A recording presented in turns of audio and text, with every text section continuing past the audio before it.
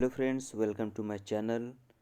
इस वीडियो में मैं एनाटॉमी, फिजियोलॉजी, बायोकेमिस्ट्री, माइक्रोबायोलॉजी और ब्लड बैंकिंग से संबंधित 20 क्वेश्चंस लाया हूं, जो आजकल मेडिकल एवं नर्सिंग के किसी भी एग्ज़ाम्स में पूछे जाते हैं। सो क्वेश्चन नंबर 1 है, number of thoracic vertebra in children is. बच्चों में थोरेसिक वर्टेब्रा की संख्या कितनी होती है? सो करेक्ट आंसर इसका होगा ऑप्शन डी, 12। बच्चों में हो या फिर एडल्ट्स में हो, सभी में थोरेसिक वर्टेब्रा की संख्या 12 होती है। क्वेश्चन नंबर 2 देखते हैं। क्वेश्चन नंबर 2 है, here is made up of. बाल किससे मिलकर बने होते हैं? सो बाल जो हैं वो हमेशा केराटिन प्रोटीन से मिलकर बने होते हैं। केराटिन क्या है? एक प्रोटीन है। नेक्स्ट क्वेश्चन है question number 3, longest bone of the human body. Human body का लॉन्गेस्ट बोन कौन सा है? सो इसका करेक्ट आंसर होगा femur. Option C, femur is the correct answer. Longest bone of human body is femur. और वहीं अगर स्मॉलेस्ट बोन की बात करता तो स्टेप्स, ऑप्शन ए स्टेप्स हो जाता, but longest bone is also fever. Question number 4 है, soldier joint is. Soldier joint जो होता है वो किस टाइप का जॉइंट होता है? ऑप्शन ए है बॉल एंड सॉकेट, बी है हिंज, सी है पाइवोट एंड डी है एलिप्सॉइडल। सो इसका करेक्ट आंसर होगा option A, ball and socket. Shoulder joint ball and socket joint होता है। नेक्स्ट क्वेश्चन है question number 5, amylase is related to. Amylase जो है वो एक एंजाइम है जो पैंक्रियाज से संबंधित है। पैंक्रियाज में अमाइलेज एंजाइम प्रेजेंट होता है और पैंक्रियाज की बीमारियों में अमाइलेज का लेवल बढ़ जाता है। नेक्स्ट क्वेश्चन है question number 6, glucose molecules are reabsorbed in distal convoluted tubule, proximal convoluted tubule, Henle loop, collecting duct. ये पूरे ही जो स्ट्रक्चर हैं ये पूरे नेफ्रॉन्स के स्ट्रक्चर में पाए जाते हैं और नेफ्रॉन्स आपको पता है कि किडनी के स्ट्रक्चर्स में होते हैं।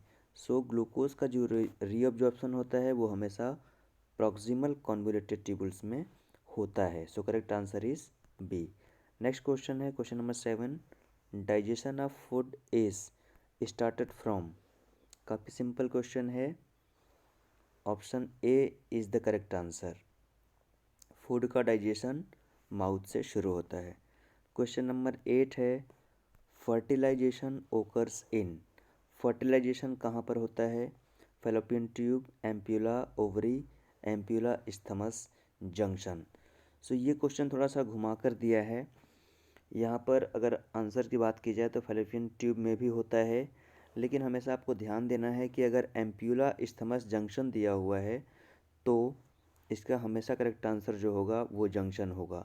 एम्प्यूला और इस्थमस के बीच में होता है, तो इसका करेक्ट आंसर हो जाएगा ampulla isthmus junction, option D. Question number 9 है, एफएफपी एक्सपायर्स आफ्टर। एफएफपी का पूरा नाम है फ्रेश फ्रोजन प्लाज्मा, जो 1 साल में एक्सपायर होता है, 1 ईयर। सो करेक्ट आंसर है option B, 1 year. Question number 10 है, for 350 ml of blood requires anticoagulants. 350 ml blood के लिए एंटीकोगुलेंट्स की मात्रा ज़रूरी होती है। कितनी होती है? 49 ml। 350 ml ब्लड के लिए 49 ml कोगुलेंट्स, एंटीकोगुलेंट्स की ज़रूरत होती है। नेक्स्ट क्वेश्चन है question number 11, blood group A B contains.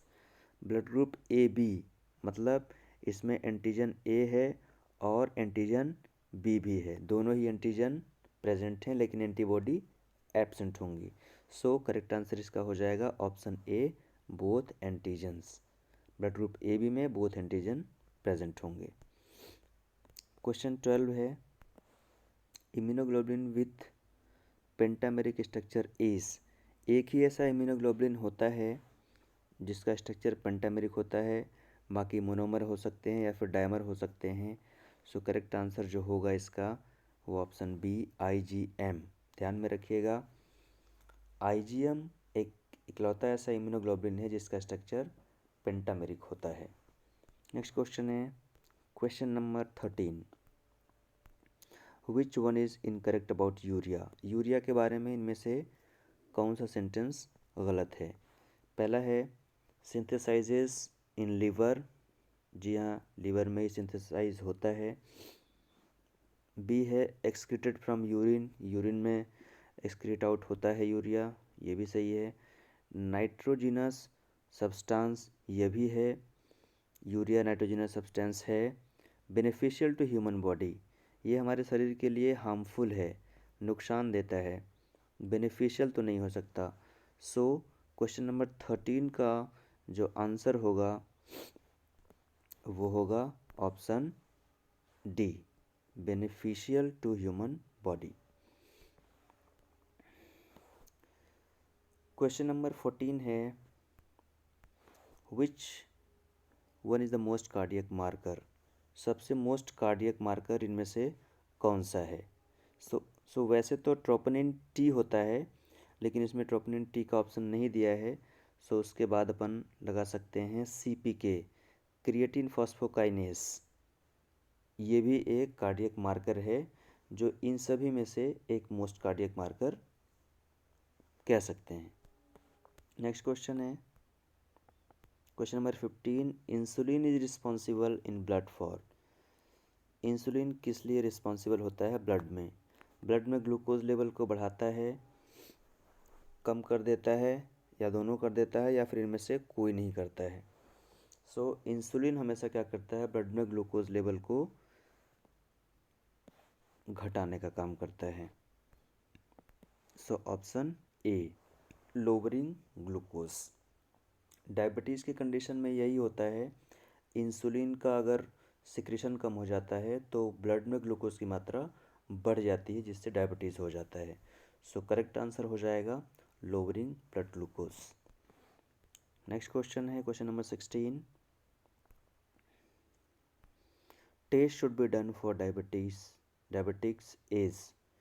Diabetes के लिए कौन कौन से टेस्ट हो सकते हैं या फिर कौन सा इकलौता ऐसा टेस्ट होता है। सो ऑप्शन ए है ब्लड ग्लूकोज, ये होता है।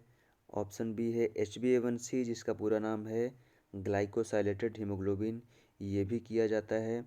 तीसरा है RBS, रैंडम ब्लड शुगर, ये भी किया जाता है। तो ये सारे ही टेस्ट डायबिटिक्स के लिए किए जाते हैं।